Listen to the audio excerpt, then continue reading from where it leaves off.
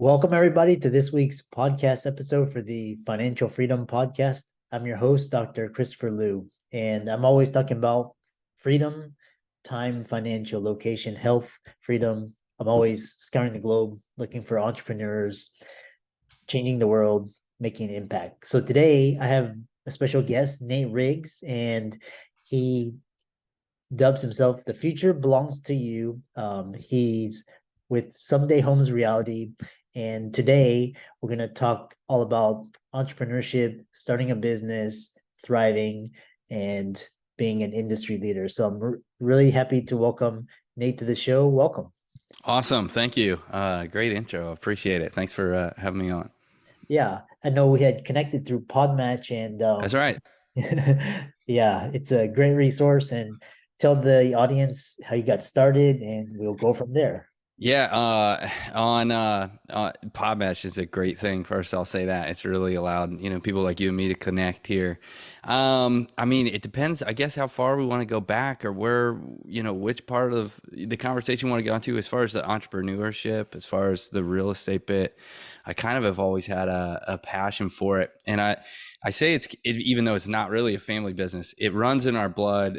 Growing up, I was born in a small town in Sebastian, Florida, and nobody had a 9 to 5 necessarily. So I think a huge part of who we become later on in life, we're just kind of that culmination of all the influences and decisions we make. And so where I am today, it all started back with me just being influenced by those around me, by the grownups around me, that nobody had a real job, I guess. I spent a lot of time with my grandparents who were retired, of course. So I learned to enjoy that kind of life. Not necessarily, I don't think I ever went to like daycare or preschool, but prior to school, I was with my grandparents. And even then, we owned a flower shop at the time. So I rode around in the delivery van. You know what I mean? I was running out back of, it was like a shopping center, and Clark's Water was right next door. They did, pool maintenance and stuff. So they had all the chemicals and the salt and the chlorine. So I was kind of around almost like dangerous materials for a kid. That's where I was at. Big forklift out back for moving stuff, all kinds of tanks out there because, there's pool heaters and stuff. And then on the other side was kind of like a floor, we had the florist, was a hair salon. So, I was like, they had a bunch of toys in there for the kids. So sometimes I was in there playing. So that's where it all started, I guess, the desire to be like, I enjoy this life of just kind of like freedom. I'm not locked in the classroom and school age, I'm a pretty smart guy, I guess, if we look at, if we weigh it on success, I've done pretty well, made good decisions, but I was never like a 4.0 student. I was like one of those C students, like a C minus student, the one that doesn't do their homework, but then aces the exam. That way you just have a C, right? So like, you're not worried about attendance. You're not worried about the daily stuff. I'll just make sure I do good on the test and we'll average out here. So that's kind of like my youth, right? Growing up. Yeah, yeah, it's quite interesting. You talk about so many different you could go through different things, it was funny because like all my friends, their parents were entrepreneurs, so they were, really they didn't get this this job and having to commute and all this Yeah. and like there's almost limitless, and it's quite interesting like how you grow up is like who you're around with, and so That's it.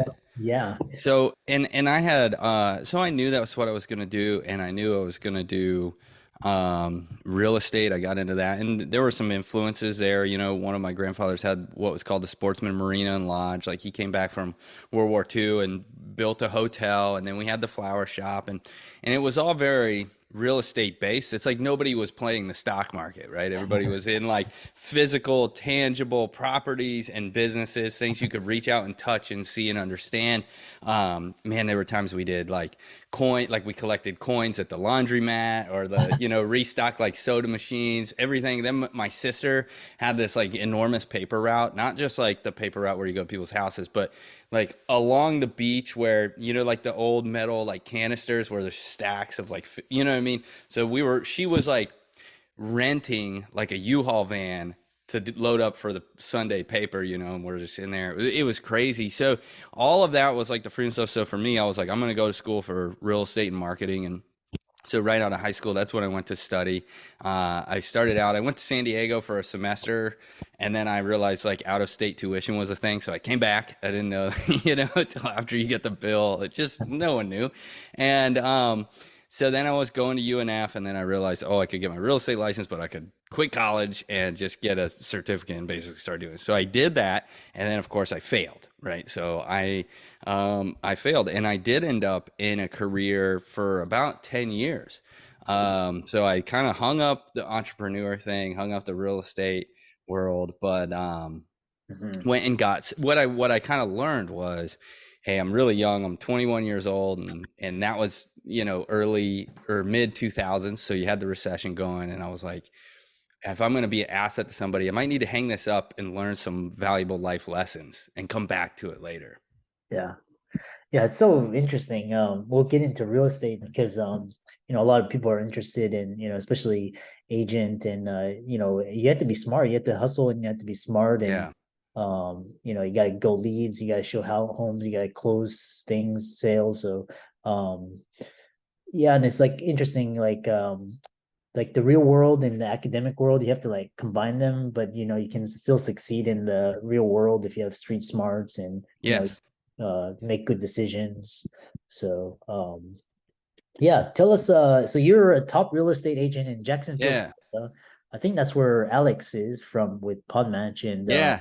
uh Yeah. I'm sure you know but yeah. Actually, yes. So, you know what? Believe it or not, Alex and me go way back. We've been friends for a long time. He's one of my best friends. And in the world of, business and entrepreneur stuff, you're always kind of leaning on each other. So if we have a new product or a new idea, we get together. We're not, we actually used to live together, Alex and me. So it was like, I lived with him for a while, and we met, and it's crazy to see us go from like playing video games and skateboarding to where we are today. And so our conversations have changed, and they're less frequent, but I would say they're definitely more valuable than ever. And so for anybody who's getting into that walk of life, like, you're kind of a product of who you surround yourself with, of who you connect with. And so it's important to find somebody wherever you are that is on that. It takes a lot to step out and to leave your job and to go into that world, where you're kind of on your own. And there's going to be people that stay in that world of the 9 to 5 that try to keep you there, whether it's out of having a good heart or whether it's out of jealousy. I don't know. It could be one or the other. I think it's both sometimes. But they'll try to keep you there. So yeah, real estate, it keeps us busy. Right now, we've got about 5 properties under contract, like today. 5 right now. We just went over and reviewed another contract, so we should be at 6 or 7 by the end of this week before the other ones start closing. We rotate more. The average agent does 6 to 8 a year, so we stay pretty busy. I say my wife helps me a lot, because once you get to that level, you're not doing it by yourself, right? You've got to have a good support group. So it was something I always wanted to do. So like I said, I started out in real estate, and I did 1 or 2 transactions, but I was still living at home with mom or dad, still working at the mall part-time, trying to figure it out. And, there was economic circumstances, but I think regardless, I was someone who, like, I needed to get some life skills in your young 20s. Trying to advise people on how to make decisions with hundreds of thousands of dollars is a little bit challenging. And so that's where I ended up in the Navy, believe it or not. So it's, right. So like, some people go in the military for a number of reasons. Mine was like, I don't know what else I'm going to do, and I want to learn. But you know what? I had a really good job in the Navy, and I learned a lot of lessons. And one thing I will say, that going from a career job like that, where you're always on, you're always working. I think one of the breakdowns that most like young entrepreneurs have, or people stepping into that, is like, once no one is your boss, no one's telling you to wake up at 8 a.m. Nobody's telling you to go to work 5 days a week, or maybe 6 days a week, right? And Yeah. so it's very easy to be like, the sun is shining, I'm headed to the beach today, I'm not gonna, check an email, right? So after 10 years in the military, very, very routine, very sitting here, making phone calls, writing contracts, that's easy, right? Yeah. So So definitely that's a foundation that I've kind of built on. And it's a thing where like I wasn't, I didn't let being a perfectionist hold me back or fall for that. I just was like, I'm just going to start. I'm just going to consistently, the knowledge is gained over time, the experience is gained over time, but you have to just consistently put the work in day after day after day. And that's what kind of leads to the success, I think. Yeah. Yeah, I love that, these small atomic habits, high impact habits. Uh, Yes. yeah, I love that. And entrepreneurship is I kind of relate it with like athletes because you gotta work out, you gotta train, you gotta eat right, Yeah, and it's kind of absolutely. and yeah, and it's like one measure is like athletic success, the other is like business success, so they kind of go hand in hand. So Well, and it's not something you can turn off. Like, sometimes I do get tired, you get exhausted, and you can be envious of, the person that just is locked into a contract job again. Like they can leave work and in most cases they shut it off, right? There's no need to be attached to your phone, no need to check your emails at 9 o'clock one last time before you go to bed, right? No need to check your emails at 5 a.m. when you first get up before you start making your calls, right? It's just like you just get in your car and you drive to work. And, I, I'm envious of that sometimes, but I like my lifestyle. So it's the cost of the lifestyle, right? And it is when you're like out running our business, it is your lifestyle in a sense that like, it's not just what I do, but it's who I am. My identity is rooted in it. yeah. Yeah. Yeah, it's so interesting. And you've talked a lot about, entrepreneurship and success. But then you also you talk about building a thriving family, balancing Yeah. family. Speak to that. Okay, so that's great too. We've got 3 kids. My wife and I have 3 kids, and so that keeps us busy. An 8-year-old daughter, and then 2 boys. They're 3 years old and 2 years old, right? And so they're really close in age. But so it's a full house all the time. And we do like, even today, like my daughter has tennis in like 45 minutes. So I'm working from home. I'm here at my home, office area. But what I'll do is when we're finished the call, I can just walk up. It's close in the neighborhood. I'm going to go out there and I'm going to get to enjoy that. Now, while I'm there, I'll probably put my phone on focus mode and just be like, boom. So while there's a need to check my emails at night before bed, check them first thing in the morning, have my day structured, there's also a need to say, okay, I'm going to shut it off for this hour. Like whatever's going on this contract that has a 7-day time, you know what I mean? I'm up against a 7-day deadline.